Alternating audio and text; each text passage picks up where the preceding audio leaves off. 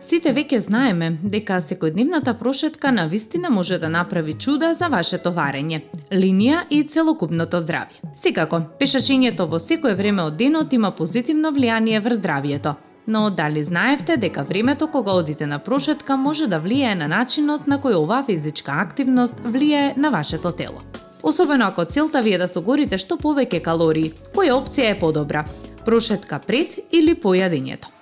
Без разлика дали сакате да го разбистрите умот, да уживате во свеж воздух или да избегнете прекумерно седење, прошетката е секогаш добра идеја. Научните истражувања потврдија бројни здравствени придобивки. Секојдневното пешачење го намалува ризикот од срцеви заболувања, го подобрува квалитетот на сонот и го забавува процесот на старење. Меѓутоа, моментот од денот кога пешачите може точно да одреди каква корист добива вашето тело од таа прошетка. Например, неколку чекори пред оброк за да се стимулира апетитот или веднаш по оброкот за подобро варење, доведуваат до сосема различни ефекти. Сепак, што е подобро? Прошетка по или пред јадење? Прошетката пред јадење, според студијата од 2022 година, може да биде одличен сојузник во согорување на масните наслаги. Да појасниме, прошетката на празен стомак се смета за онаа што ја правите најмалку 4 часа по последниот оброк. Со оваа констатација се согласува и Американското здружение за дијабетес.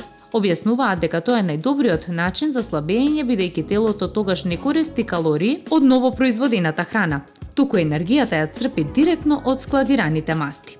Оваа навика помага и за намалување на нивото на гликоза и масти во крвта, бидејќи мускулите ги користат за време на оваа активност. Ова би можело да ви биде уште еден поттик да стекнете навика за утрински прошетки.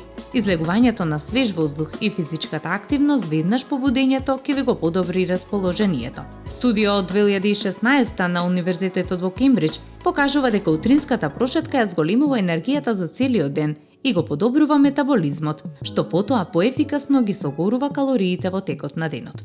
Од друга страна, прошетката после оброк, како ручек или вечера, е многу ефикасен начин за стимулирање на варењето. Тоа може да биде многу кратка прошетка. Неколку студии потврдија дека само 15 минути се сосема доволни за да се поттикне работата на дигестивниот систем.